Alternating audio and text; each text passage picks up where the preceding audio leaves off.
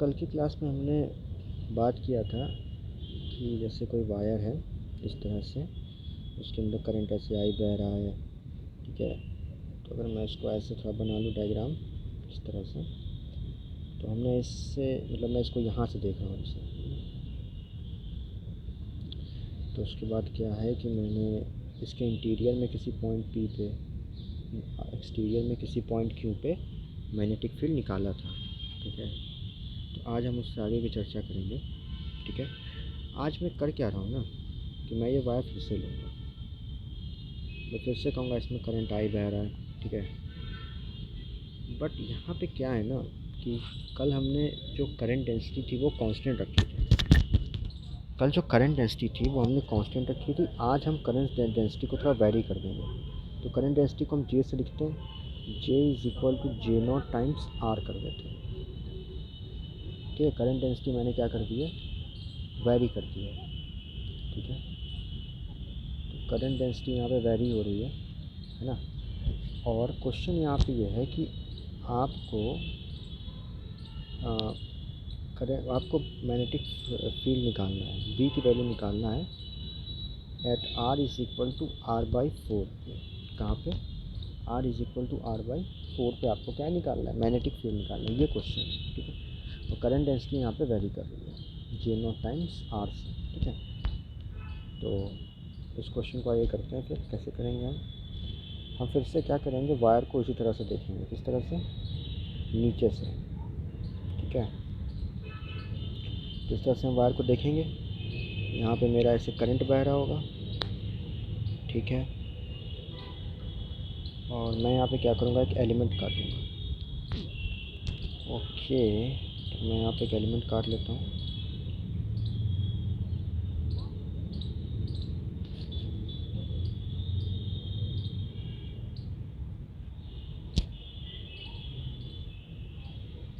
Basically ये जो है ना, ये एलिमेंट नहीं है, ये सरफेस है, ठीक है। एक आर बाई 4 पे, ठीक है, क्योंकि आर बाई 4 पे निकालना है। तो ये जो है ना आपका, ये सरफेस है, मतलब लूप कह सकते हैं इसे, आप लोग लूप कह सकते हैं सरल भाषा में कहें तो। ये मेरा एक लूप है, ठीक है। हमें यहाँ पे मैग्नेटिक फील्ड निकालनी इस लूप की किसी भी पॉइंट, क्योंकि ये जो लूप है ना, ये सेंटर से आर बाई 4 दूरी पे है। तो इस लूप के किसी भी पॉइंट पे हमें मैग्नेटिक फील्ड निकालनी है। और ऑब्वियस सी बात है कि जो मैग्नेटिक फील्ड होगी ना, वो कांस्टेंट होगी इस पूरे लूप के ऊपर। उसका मैग्नीट्यूड क्या होगा, कांस्टेंट, इस पूरे लूप के ऊपर। अगर हम सेंटर से जैसे दूर जाएंगे, मैग्नेटिक फील्ड वेरी करेगा, नो डाउट, ठीक है ना। बट इस लूप के ऊपर क्या होगा, वो कांस्टेंट होगा इस लूप के ऊपर, सभी पॉइंट्स के लिए कांस्टेंट। हाँ, डायरेक्शन चेंज हो सकता है, डायरेक्शन चेंज है, बट मैग्नेटिक फील्ड क्या होगा, कांस्टेंट, ओके। तो आइए हम यहाँ पे लिखते हैं इसका इक्वेशन जो हमने कल पढ़ा था। क्या था, B dot D L is equal to mu naught times I enclosed, ये पढ़ा था हमने, अच्छा ठीक है। तो हम यहाँ पे क्या करते हैं, बी को बना देते हैं यहाँ पे। बी मेरा कुछ ऐसे है, यहाँ पे एक एलिमेंट ले लेता हूँ, ठीक है, ऐसे डी एल, ये क्या है, मेरा एलिमेंट है ना, है ना। तो एंगल कितना बनना है, 0, और बी कांस्टेंट है तो बाहर आ जाएगा, इनटू, मैं डायरेक्टली इंटीग्रेट कर दूँगा क्योंकि ये सब काम हम लोग कल कर चुके हैं, ठीक है। तो मैं कुछ स्टेप्स स्किप कर रहा हूँ, ठीक है। म्यू इंटू आई इनक्लोज, ठीक है, इस तरह से, ओके। अब आई इनक्लोज निकालना पड़ेगा अब यहाँ पे। अब आई इनक्लोज हम जैसे कल निकाले थे ना, वैसे हम नहीं निकाल सकते, क्योंकि यहाँ पे जो करंट डेंसिटी है वो कांस्टेंट नहीं है, वो वैरी कर रही है। तो हम आई इनक्लोज जितना आसानी से कल निकाल लिए थे, तो उतने आसानी से यहाँ निकाल नहीं सकते, क्योंकि वो जो रेशियो है ना करंट डेंसिटी का, वो सेम नहीं है। मेरे कहने का मतलब ये है कि उससे करंट अपॉन एरिया होता है करंट डेंसिटी। तो यहाँ पे अगर करंट डेंसिटी जो सेम है ना, तो जो रेशियो है करंट अपॉन एरिया का, वो through out the wire same नहीं है, ठीक है ना। इस सेंटर से अगर मैं सरकमफ्रेंस तक जाऊँगा, सेंटर से अगर मैं एंड पॉइंट तक जाऊँगा ना सर्किल के, तो वो वेरी कर रहा है, ठीक है। वो आर के ऊपर डिपेंड करता है ना। J is equal to J naught times R है। तो जैसे जैसे आर की वैल्यू बढ़ेगी वैसे वैसे आपका करंट डेंसिटी भी बढ़ेगी। तो करंट डेंसिटी यहाँ पे कांस्टेंट नहीं है। तो हम इसको डायरेक्टली रेशियो से तो नहीं कर सकते, करंट अपॉन लेंथ सरकमफ्रेंस ले लें, सॉरी सरकमफ्रेंस नहीं, करंट अपॉन एरिया ले लें इस लूप का, is equal to total current upon total area करते हैं, तो वो चीज़ यहाँ नहीं बैठेगी, ठीक है। तो हम क्या करेंगे, यहाँ पे हम एक एलिमेंट काटते हैं।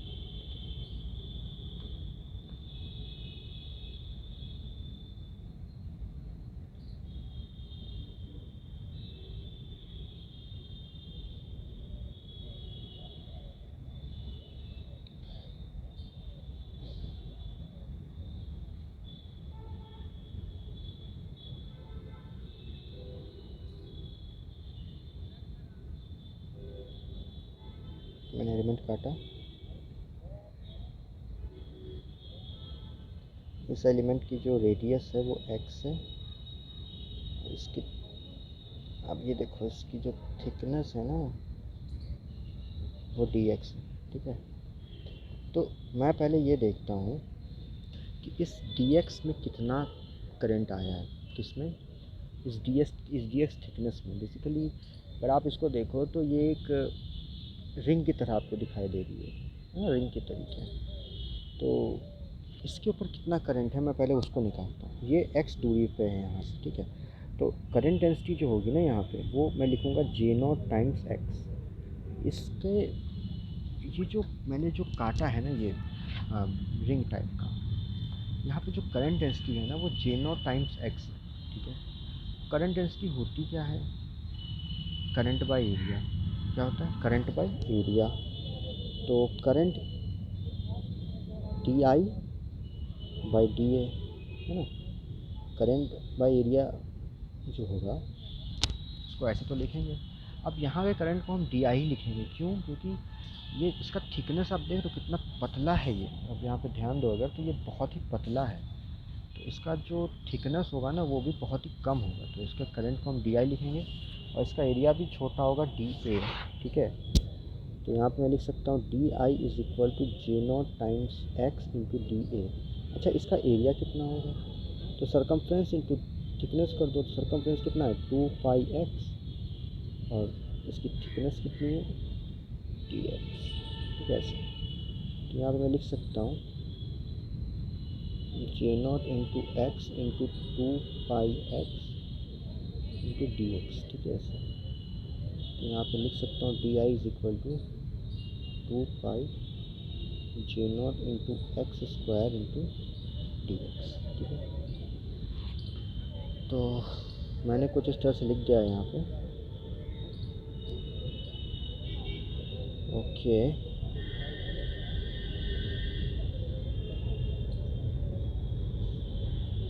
तो अब मैं यहाँ से जो है ना करंट निकाल सकता हूँ, जो करंट इनक्लोज हुआ है उसको।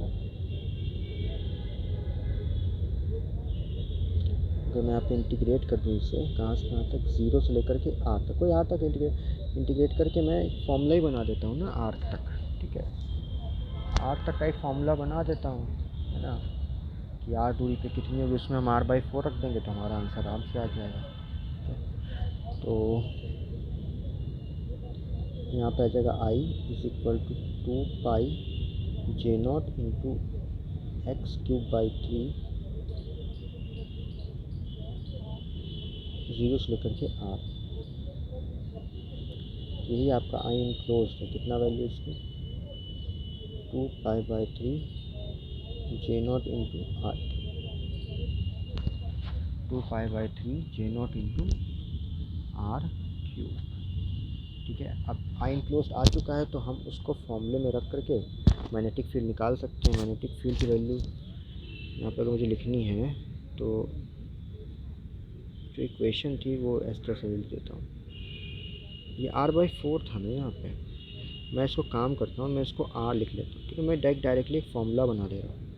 ताकि भविष्य में कभी ऐसा यूज़ करना होगा तो उसको हम यूज़ कर सकते हैं। ठीक है, तो मैं इसको आर लिख देता हूँ। ठीक है,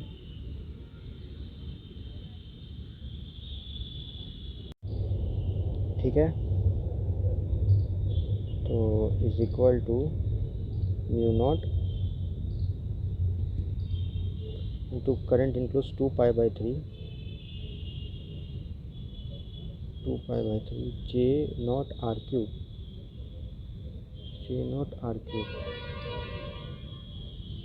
ये कैंसिल हो गया तो बी की वैल्यू कितनी आ गई, 2 पाई भी कैंसिल हो गया, mu naught by 3 J naught R square,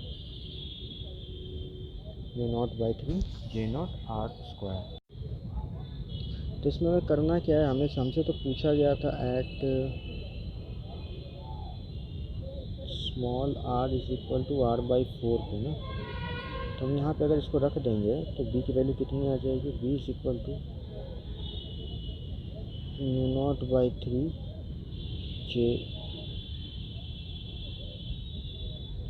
J not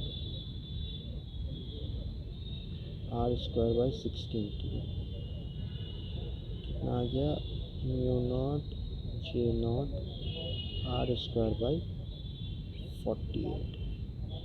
ठीक है, ये हमारा आंसर।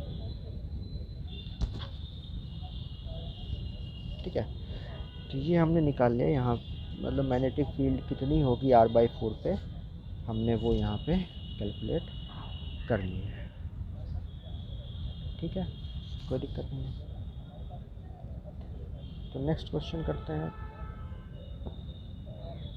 नेक्स्ट क्वेश्चन क्या है,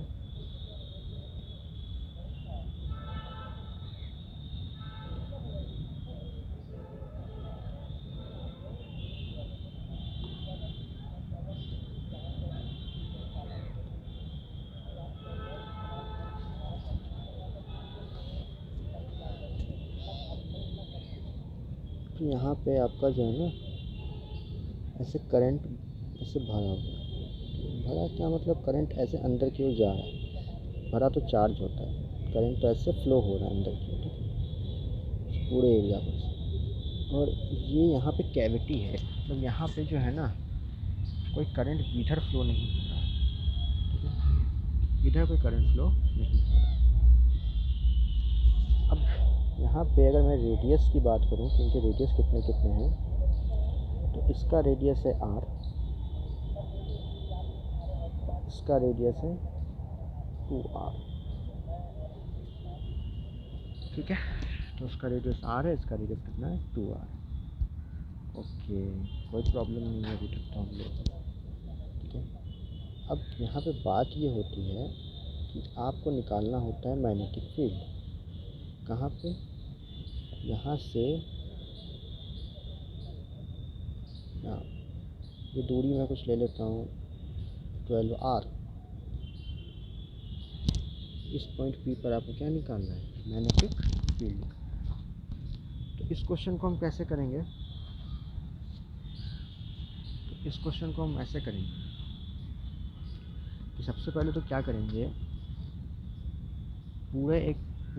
पूरा एक लेंगे हम लोग स्फेरिकल सरफेस, और है ना उसमें कैविटी नहीं है।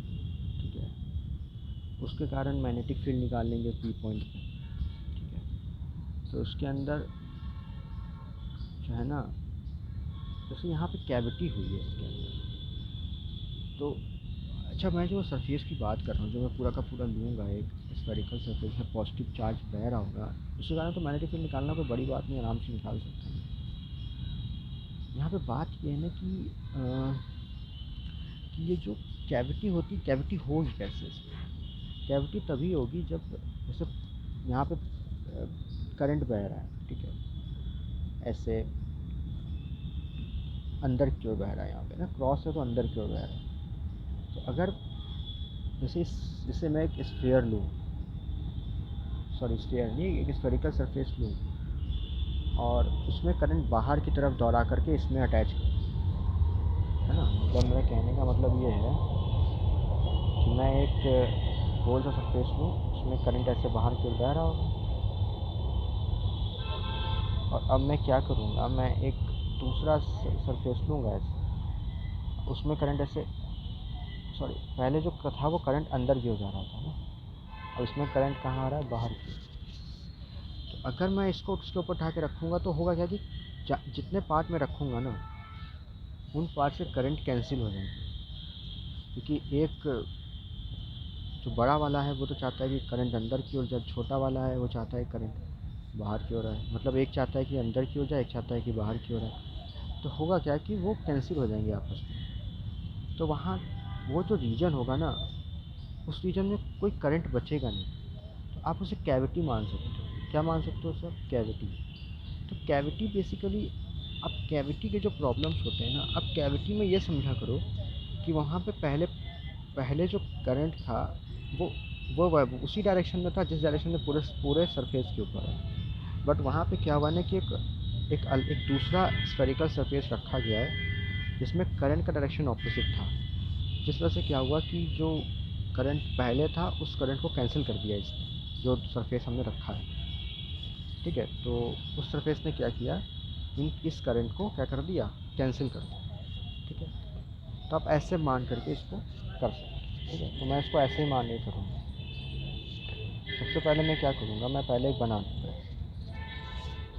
और मैं इसके सब पूरे इसके जो है ना सरफेस के ऊपर ऐसे करंट को दबाऊँगा। और सेंटर से कितनी दूरी हो जाएगी यहाँ से? सेंटर से दूरी है 12 आर। कितनी दूरी है? 12 आर। ठीक है, अच्छा हम ये मान लेते हैं ना कि यहाँ पे जो है ना करंट डेंसिटी जो है ना वो सेम है। करंट डेंसिटी जो है ना इस इन स्फेरिकल सरफेस के अंदर सेम है। हाँ, वेरिएबल होगा तो हम वेरिएबल भी कर सकते हैं, कोई प्रॉब्लम नहीं है। ठीक है, भी सेम करके कर ले रहे हैं, वेरिएबल में कोई दिक्कत नहीं है। आपको इनक्लोज करंट निकालना होता है, आप उसको पहले तो एक रिंग डी एक्स थिकनेस का आप काट करके आराम से निकाल सकते हो। तो पहले निकाला तो उसमें कोई दिक्कत नहीं है। ठीक है, तो आइए पहले इसको करते हैं। ठीक है, तो हम कैसे, यहाँ पर मैं कैसे लिखूँगा magnetic field, B into 2 pi into 12 R. ठीक है, is equal to mu naught into current enclosed. तो करंट कितना इंक्लूज होगा? करंट जो होता है, मान लीजिए यहाँ पे जो करंट डेंसिटी है ना वो है जे नोट, मैं जे ले लेते हैं। करंट डेंसिटी कितना है? जे है। क्या लिखूँगा मैं? जे इंटू इस पूरे का एरिया। ठीक है, पूरा का पूरा करंट इंक्लोज हुआ है, तो करंट बराबर तो करंट डेंसिटी इंटू एरिया होता है, तो पूरा एरिया लेना पड़ेगा ना मुझे। तो पाई, अच्छा इसका एरिया कितना है? इसका एरिया सिर्फ 2 आर, तो 4 आर का स्क्वायर। ठीक है, ऐसे लिखूँगा, ठीक है ना, ऐसे लिखूँगा। तो मैं कैंसिल क्या क्या कर सकता हूँ यहाँ पर? पाई पाई कैंसिल कर सकता हूँ, 4 से 3 कैंसिल कर सकता हूँ। यहाँ पे जो मैं बी की वैल्यू लिखूँगा वो कितनी लिखूँगा? Mu naught J. ठीक है, यहाँ पे एक आर एक्स्ट्रा बच जाएगा upon R, sorry R upon 2 into 3 6। कितना आएगा? 2 इंटू 3 6। ठीक है, अब यहाँ पे बात ये है ना, इसका डायरेक्शन किधर होगा? तो हम डायरेक्शन की अगर बात करें तो डायरेक्शन ऐसे होगा।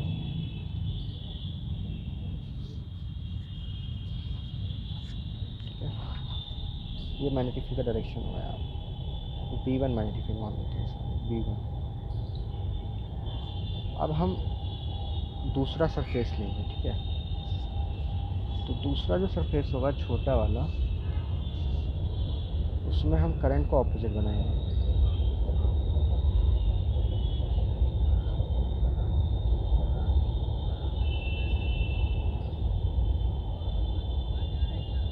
मैं डॉट डॉट डॉट डॉट कर दे रहा हूँ, इसका मतलब क्या है कि करंट जो है ना वो ऑपोजिट है पहले पहले जो केस में किए थे उससे। ठीक है, ओके, तो यहाँ से दूरी कितनी है इसकी?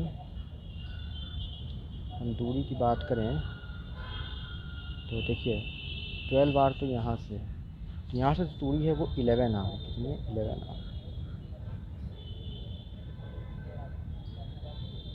यहाँ पे जो मैग्नेटिक फील्ड है वो ऊपर की तरफ है। इस B2 की वैल्यू क्या लिखेंगे हम? एक मिनट, इसमें फॉर्मूला लगा देते हैं B2 इंटू, हाँ, 2π11r, क्यों 2π11r is equal to mu naught J pi R square. कितना पाई? R square. पाई पाई को कैंसिल कर सकते हैं, इस आर को कैंसिल कर सकते हैं, तो B2 की वैल्यू कितनी आएगी? Mu naught J upon 22। ठीक है, तो इसका डायरेक्शन तो ऊपर है, इसका डायरेक्शन नीचे, मतलब दोनों घट जाएंगे। तो जो नेट जो मैग्नेटिक फील्ड आने वाली है बी नेट, वो होगा B1 माइनस B2, यानी कि म्यू नॉट J, अच्छा यहाँ पे एक आर भी आएगा, सॉरी इधर एक आर है ना, तो आर स्क्वायर था, इधर आर है तो आर बचा आएगा बाई 6। ठीक है, R by 6 minus mu naught J R by 11। ठीक है, उसको माइनस करेंगे, आंसर आ जाएगा।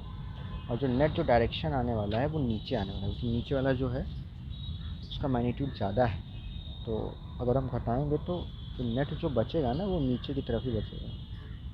ठीक है, तो ये भी पार्ट हमारा हो जाता है। ओके, चलिए क्वेश्चन और करते हैं। मैं इस पर करूँगा ये ना, एक मिनट, मैं इसको यहीं से कॉपी कर लेता हूँ इस फिगर को।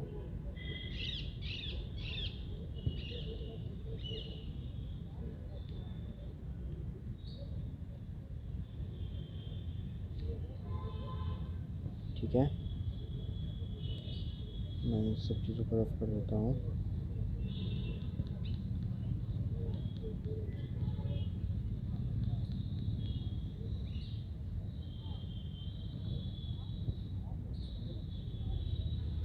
तो वही है सेम, ये आर का और ये 2r का। इस पर बात ये है ना कि आपको निकालना है मैग्नेटिक फील्ड यहाँ पे, यहाँ से आर की इस पर। ठीक है, इस पॉइंट, ये दूरी कितनी है? आर अंदर, और करंट उसी तरह से है, यहाँ पे ऐसे है, वहाँ पे आपका कैविटी है,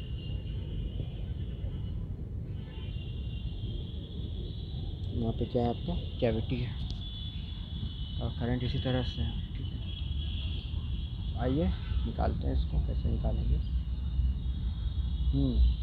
सबसे पहले क्या करेंगे, हम पूरा सरफेस ले लेंगे इसे। ठीक है, यहाँ मेरा सेंटर होगा, और ये जो मेरी दूरी है वो 2r होगी, मुझे r दूरी पे चाहिए, तो वही सिंपल फार्मूला b इंटू, देखिए मैं कोई फार्मूला नहीं लगा रहा, मैं उसी लॉ को यूज़ कर रहा हूँ। ठीक है, मैं अपने मन में सरफेस बना लेता हूँ गोल सा, और उसका जो लाइन इंटीग्रल है b के साथ वो निकाल लेता हूँ। मुझे तो पता है कि सर जो जो लूप बनेगा, लूप यहाँ पे वो सर्कल बनेगा, तो उसका सरकमफ्रेंस मुझे पता ही है। ठीक है, तो मैं उस हिसाब से लिख लेता हूँ। तो mu naught into current enclose का लिखूँगा J इंटू एरिया कितना है इसका, पाई आर स्क्वायर। ठीक है, सिंपल। तो मैग्नेटिक फील्ड कितना आ गया, म्यू नॉट पाई से पाई, आर से R, mu naught J R by 2, mu naught J R by 2। इसका डायरेक्शन, ये करंट ऐसे बह रहा है,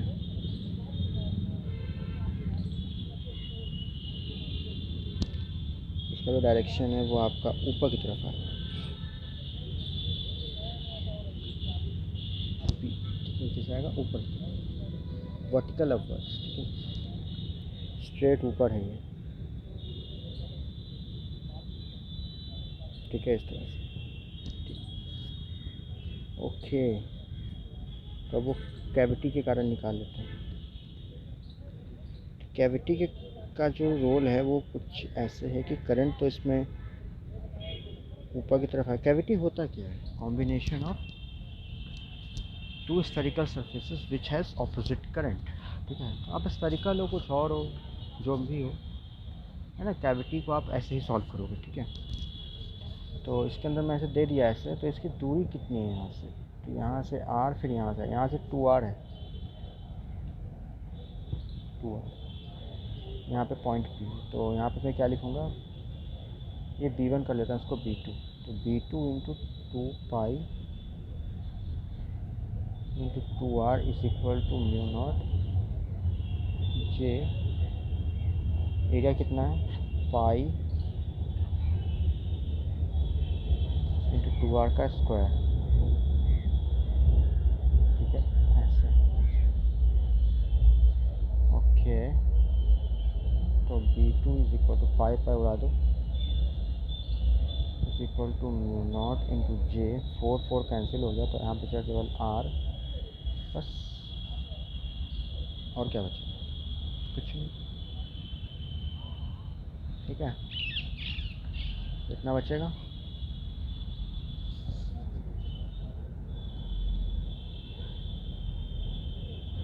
ठीक है,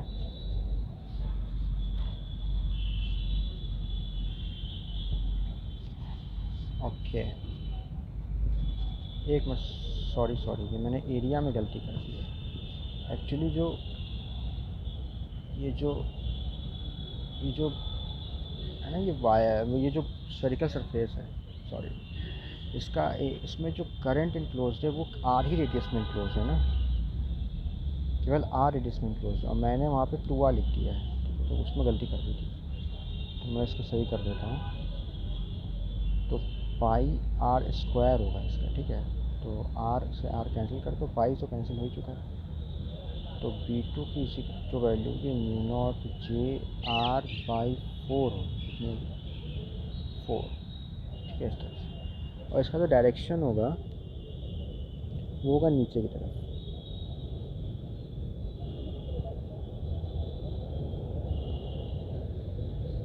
तो मुझे नेट मैग्नेटिक फील्ड चाहिए, तो बी नेट क्या लिखूँगा मैं, B1 माइनस का B2। मेरा B1 कितना है, म्यू नॉट जे r/2 माइनस म्यू नॉट जे r/4। इसको कैलकुलेट कर लेंगे तो हमारा मैग्नेटिक फील्ड आ जाएगा। ठीक है, आइए दूसरा क्वेश्चन करते हैं।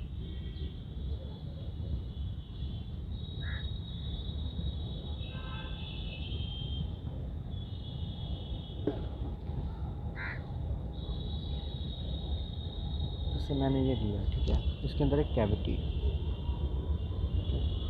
ये यहाँ पे प्लस, सॉरी, क्रॉस, ऐसे करंट बह रहा है। ठीक है, अच्छा ये सब क्या है ना, कि एक इन्फाइनेटली लॉन्ग सिलेंडर, क्या है, इन्फाइनेटली लॉन्ग सिलेंडर। ठीक है, ये सब चीज़ों की बात कर रहे हैं, इन्फाइनेटली लॉन्ग सिलेंडर की बात कर रहे हैं। ठीक है, तो ऐसे करंट बह रहा है इसमें, और मेरे को क्या है ना, एक पॉइंट यहाँ पे लिया गया इस तरह से, ये पॉइंट है P। यहाँ से ले लेते हैं इसको r1 दूरी पे, वेक्टर के फॉर्म में लिख रहा हूँ, क्यों लिख रहा हूँ अभी समझ जाएंगे। r2, ये वेक्टर L। ठीक है, ठीक है, मैं इसको बना देता हूँ एक मिनट। ये है मेरा r1 वेक्टर, ये है मेरा r2 वेक्टर, और ये है मेरा L वेक्टर। ठीक है, तो वेक्टर के फॉर्म में क्यों लिख रहे हैं उसका पीछे एक रीज़न है। ठीक है ना। अच्छा, अब वो रीज़न आपको बाद में बच रहेगा क्या है। जैसे ये θ1 और इसको ले लेते हैं θ2।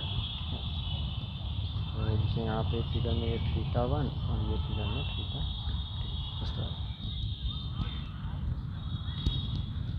पहले वाले जो पेयर हैं तो ये है। आप देखिए मैं अलग से डायग्राम नहीं बना रहा, ठीक है ना। इसमें क्या करेंगे कि पहले तो पूरा का पूरा ले लेंगे, ठीक है, इसको पूरा ले लेंगे और इसके कारण यहाँ पे क्या निकाल लेंगे, मैग्नेटिक फील्ड निकाल लेंगे, ठीक है। फिर दूसरा वाला लेंगे जो कैविटी वाला है, तो उसके कारण निकाल लेंगे, ठीक है। तो पहले मैं क्या करूँगा, इसको पूरा का पूरा लूँगा। मैं उतना बना नहीं रहा हूँ, बस पूरा का पूरा लेंगे इसको। मतलब इसमें क्या है ना, कि मतलब पूरा का पूरा जो है ना करंट बह रहा होगा, कैविटी नहीं है, ठीक है। वो वाला फिगर मतलब मैं पहले ऐसे ले रहा हूँ, ऐसे, ठीक है, इस तरह से, मतलब कहीं भी कैविटी नहीं। तो देखो ये तो सेंटर था इसका, ठीक है, C1, ठीक है, और वो कैविटी वाले का सेंटर है C2। तो देखो मैं अगर मैग्नेटिक फील्ड लिखता हूँ तो क्या लिखूँगा, B into 2πr1 is equal to mu naught into πr1 का स्क्वायर, ठीक है, ऐसे लिखूँगा। यहाँ से अगर मैं देखूँ,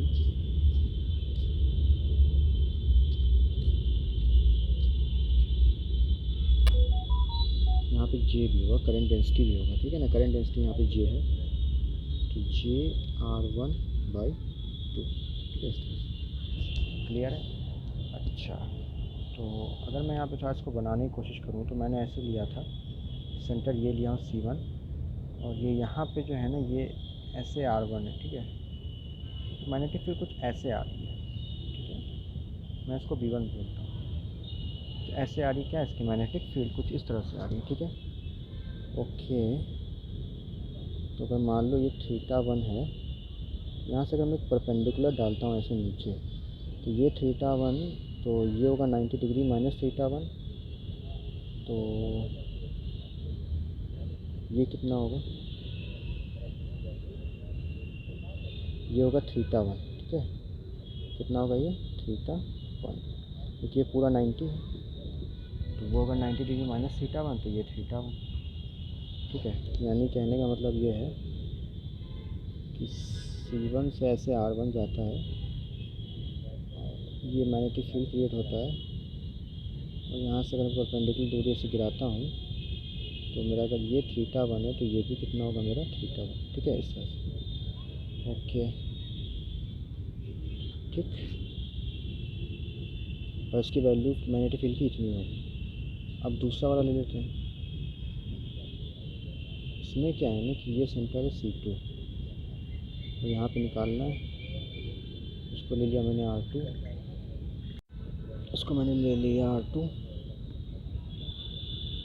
तो इसमें करंट जो है ना, ध्यान दें कि ऐसे बह रहा है ऊपर की तरफ, ठीक है। तो यहाँ पे जो मैग्नेटिक फील्ड होगी वो कुछ इस तरह से होगी, ऐसे, ठीक है, इस तरह से होगी। और यहाँ पे भी देखिए, अगर ऐसे करके मैं बनाता हूँ तो अगर ये एंगल मैं लेता हूँ θ2, तो ये एंगल मेरा θ2 आने वाला है, ठीक है। मैग्नेटिक फील्ड की वैल्यू कितनी होगी, म्यू नॉट JR2/2,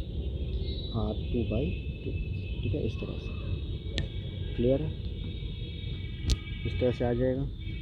ओके, तो अगर मैं इन दोनों को ज़रा कंबाइन करूँ ना तो कुछ इस तरह से, देखिए ऐसे, ये लग रहा है आपका B1, ऐसे ये आपका R1 है, और इधर से ये आपका लग रहा है, मतलब R1 बनाने की ज़रूरत नहीं, R1 नहीं बनाता हूँ, परपेंडिकुलर दूरी बना लेता हूँ इससे। तो ये θ1 इधर लग रहा है, इधर ऐसे है B2,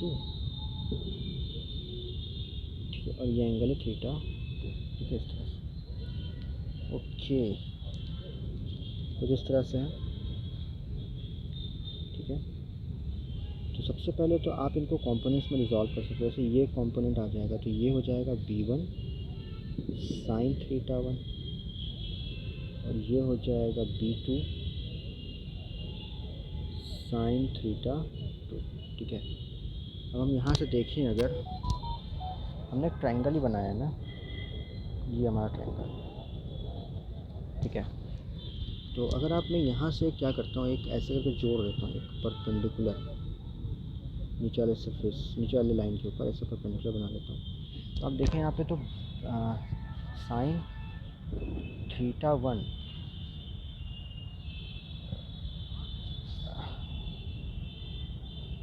यहाँ पे आप देखें तो साइन थीटा 1 और साइन थीटा 2 आ रहा है। ठीक है, ठीक है ना।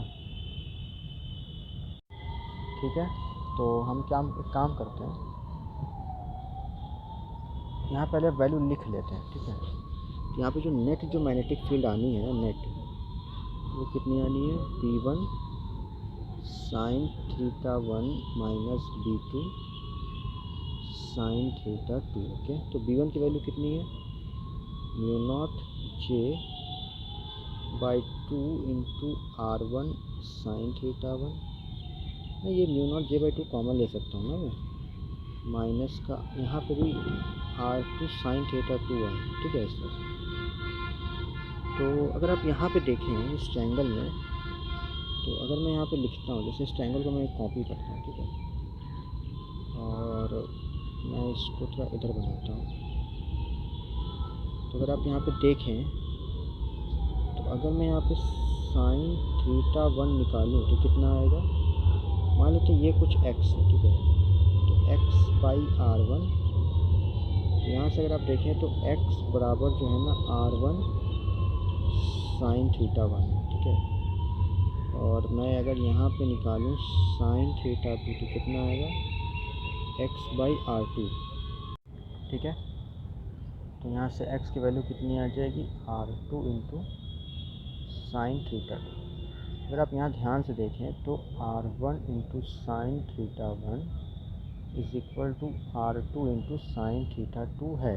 ठीक है, इसका मतलब ये देख रहे हैं यहाँ पे ये तो लिखा हुआ है, इसका मतलब ये वैल्यू ज़ीरो आनी है, यानी कि हॉरिजॉन्टल डायरेक्शन में कोई मैग्नेटिक फील्ड नहीं होने वाली। ठीक है, अब वर्टिकल डायरेक्शन में रिजॉल्व कर लेते हैं कंपोनेंट्स को। तो अगर मैं वर्टिकल डायरेक्शन में रिजॉल्व करूँगा इधर, तो ये आने वाला है B1 cos theta 1 plus B2 cos theta 2। हाँ, इधर पे मुझे मिल रहा है कॉम्प्लेक्स, दोनों ऐड हो रहे हैं।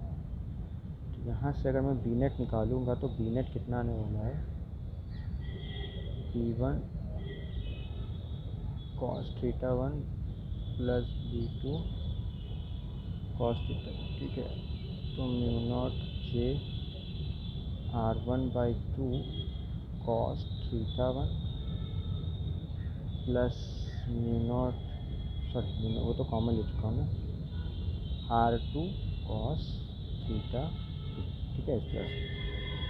ओके, और यहाँ पे देखें ना अगर आप, तो जैसे अगर मैं इसको ले लेता हूँ y, तो ये दूरी में कितनी होगी, L माइनस वाई। तो अगर आप ध्यान दें यहाँ पे, तो कॉस थीटा 1 जो है ना वो आपकी है y बाई R1।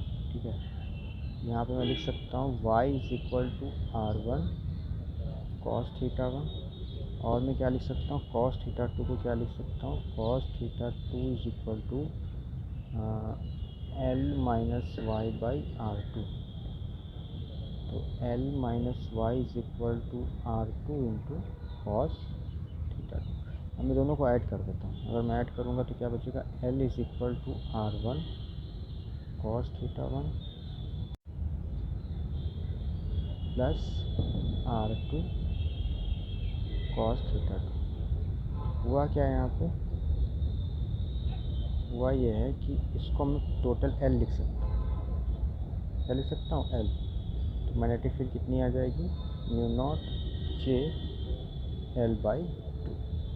सिंपल, ख़त्म। तो L क्या थी, दोनों सेंटर्स के बीच की दूरी थी। तो जो नेट जो मैग्नेटिक फील्ड आ रही है वो कितनी आ रही है, mu naught J L by 2।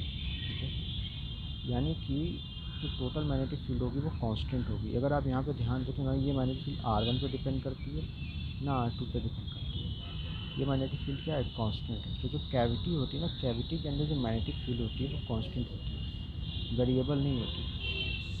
Cavity के अंदर जो मैग्नेटिक फील्ड होती है वो कांस्टेंट होती है, और वर्टिकली डाउनवर्ड्स, यहाँ पर हमने निकाला है तो वर्टिकली डाउनवर्ड्स आ रहा है, तो हमने एक रैंडम पॉइंट पे निकाला था, तो मैग्नेटिक फील्ड जो आ रही है वो वर्टिकली डाउनवर्ड्स आ रही है, ठीक है, और कांस्टेंट आ रहा है, ठीक है। तो हम इस तरह से क्या कर सकते हैं, लिख सकते हैं, बात समझ में आ रहा है। अब हो सकता है कि इस कैविटी के नीचे की तरफ अगर मैं जैसे यहाँ एक ये पॉइंट मैं थोड़ा ऊपर लिया था, तो अगर मैं थोड़ा नीचे ले लूँ इसको तो हो सकता है कि वे वर्टिकली अपवर्ड आ जाए, ठीक है। तो वर्टिकली अपवर्ड आ जाए, क्योंकि ऐसा क्यों होगा मैं बताता हूँ। क्योंकि जैसे आप यहाँ पे जब कैविटी लेते हो इस तरह से, ठीक है,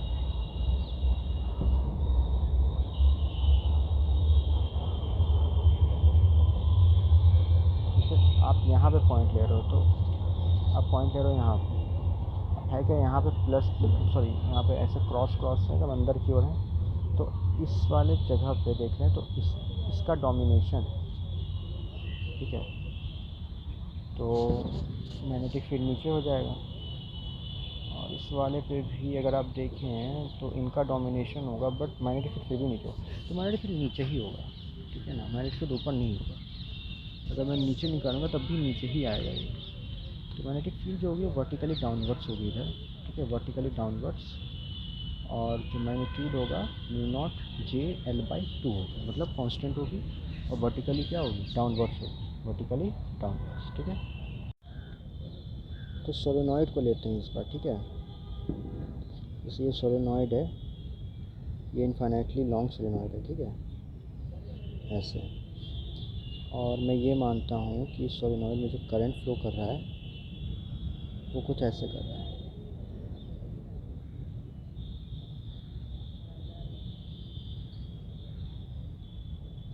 ठीक है, ऐसे कुछ करंट फ्लो कर रहा है।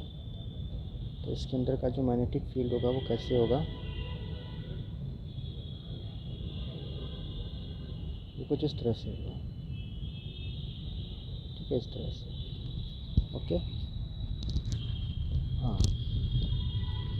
तो इस तरह से होगा ये चीज़ मैं पहले बता चुका हूँ, है ना, कोचिंग में, किस तरह से सोलेनॉइड का मैग्नेटिक फील्ड होता है, ठीक है, और कांस्टेंट होता है, ये बताया था मैंने। हालांकि हम लोग यहाँ पे इसको दोबारा निकालेंगे, ठीक है, दोबारा इसको हम लोग क्या करेंगे, यहाँ पे सॉल्व करेंगे, ठीक है। सर एम्पियर सर्किटल लॉ का यूज़ करके इसको सॉल्व करेंगे, ठीक है। तो सबसे पहले मुझे क्या करना होगा ना, सबसे पहले मुझे यहाँ पे लूप काटना पड़ेगा, ठीक है। तो लूप में कैसे लूँगा यहाँ पे,